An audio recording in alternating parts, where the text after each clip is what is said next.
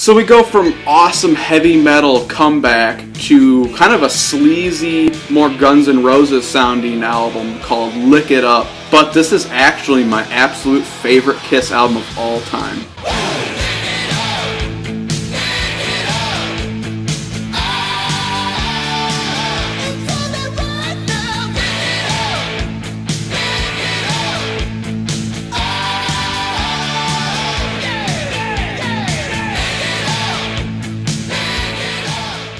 So Lick It Up came out a year after Creatures of the Night. They had to follow it up because Creatures of the Night sold so badly. And they thought if they continue in this heavier direction, maybe if they get a hit, maybe if they kind of go for this groovy vibe that people will really like it. And it's very ahead of its time anyways. It kind of sounds like later Guns N' Roses and stuff like that. And it definitely sold a lot better. They had a hit song with Lick It Up. They have some good music videos. That showed that even though they were trying to get more success and that they were trying to regain what they had, that they were still staying kind of metal and true to themselves. The artwork's pretty weird. It's just the band standing there on a white canvas, and Vinnie Vincent looks weird as always with his pink shirt.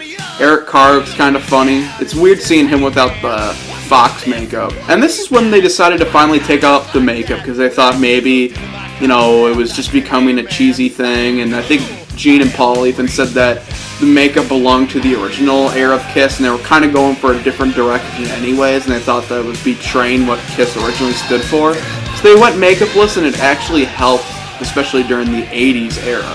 And Vinnie Vincent has a lot more writing credits on this album. He pretty much co-writes all the absolute best songs off the entire album, provides a lot of great riffs, and apparently, according to him, he actually wrote a lot more on this album than they give him credit for. To me, this album doesn't have highlights as good as Creatures of the Night, but I think this album is a lot more tight, a lot more consistent, and I pretty much really like every single song on it, even the fillers. So we start with Exciter, and they start fast and heavy. This is a Paul song, and he gives an incredible vocal performance as always. The riffs in here are chugging and badass, and sound even more tight than they did on Creatures of the Night, and the production sounds so much better too. And that chorus is absolutely fantastic. Paul's vocals are amazing, especially when he hits the falsettos. He sounds like a trained metal singer of the 80s, like Rob Halford and Bruce Dickinson.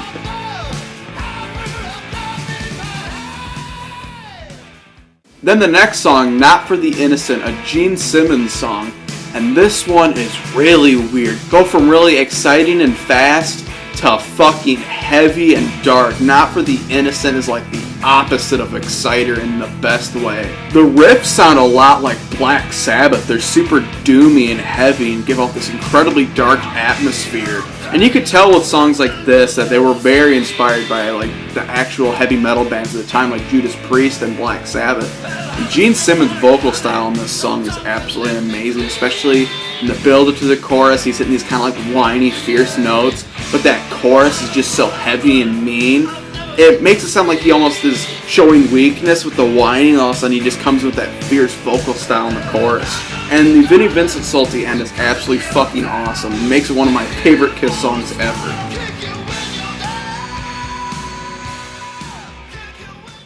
Then we have the classic song, Lick It Up. I've always loved this song.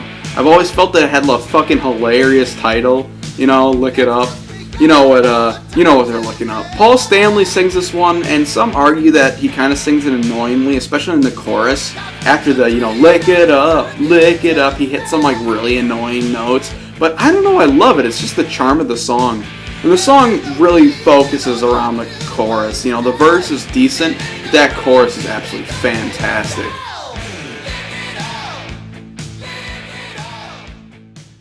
Now we have the song Young and Wasted. This is actually probably my favorite song on the entire album. This is a Gene Simmons song, and this one has a really awesome fast up tempo but groovy sort of vibe, and that verse is awesome. I love the way how Gene starts it, like a fly to the spider, and the chorus is absolutely badass. I love how they have the vocals sound like they're going from really quiet to louder and then back to quiet, they're flying by like a car. And it mostly sounds like they just have the whole band or something sing the chorus and then have Gene do some weird vocal type of talking over it. And once again, amazing guitar solo from Vinnie Vincent. Really works well with the song.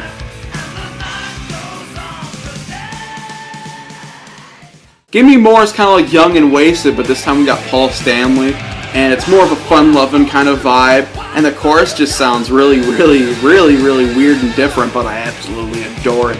Paul's vocals, especially there, sound really awesome.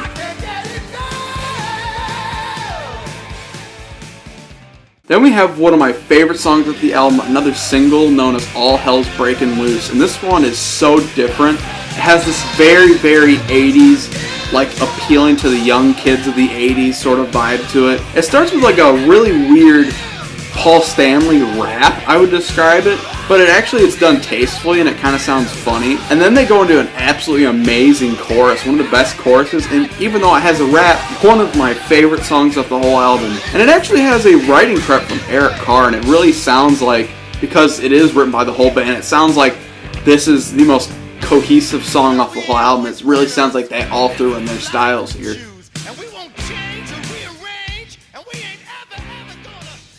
Then we have A Million to One, the power ballad. I don't like it as much as the power ballad on the last album, but this one is definitely really great. There's a lot of great melodic writing that you could tell Vinnie Vincent had to do with. We got Paul Stanley singing it once again, and the best part of the song is absolutely the chorus, where you hear the band saying A Million to One, and then he hits these great falsetto notes.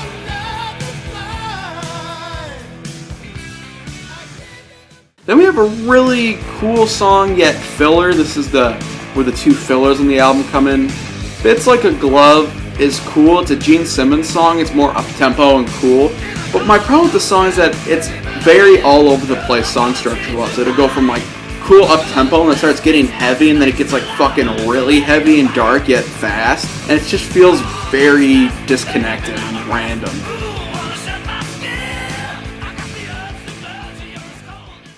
And then we have the other filler sort of song on the album called Dance All Over Your Face, another Gene song, and I actually like this one a lot more. It has a really fun, loving groove to it, and the verse is just kind of weird. It reminds me a lot of the one song off Screaming for Vengeance by Judas Priest, the last song, Devil's Child. It kind of has that groovy sort of vibe to it. And then when you get to the chorus is where it gets really awesome, the way he keeps saying, I'm gonna dance all over your face. He just sings it in like this badass groove that's super catchy, but the verse just feels like they could have done more with.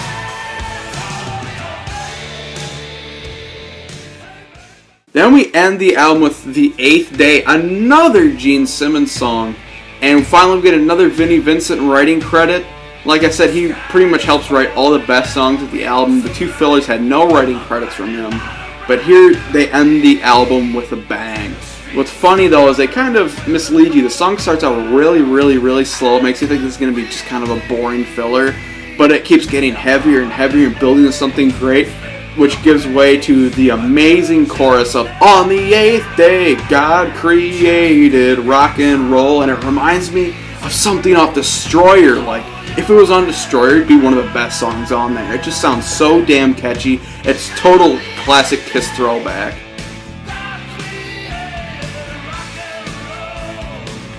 This album is like they were hitting this awesome stride, but then with the next one, man, they started to slowly fall apart and slowly give into this shitty glam metal scene.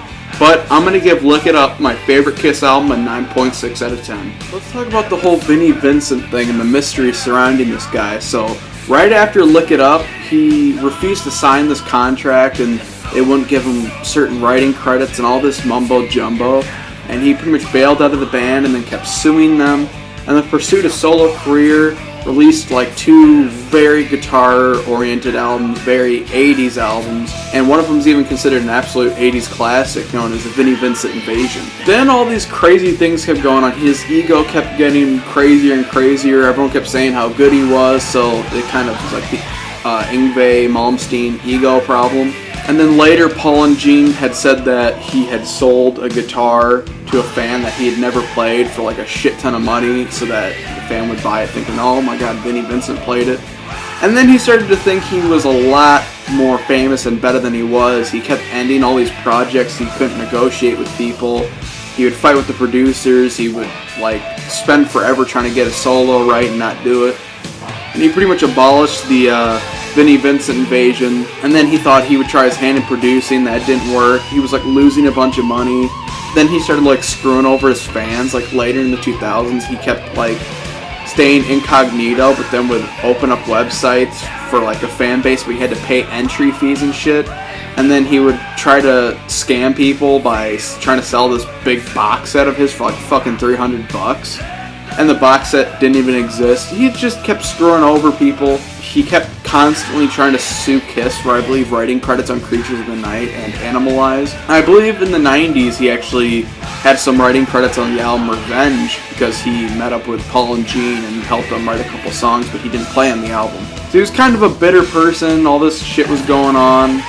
And then him and his wife were kind of drug addicts.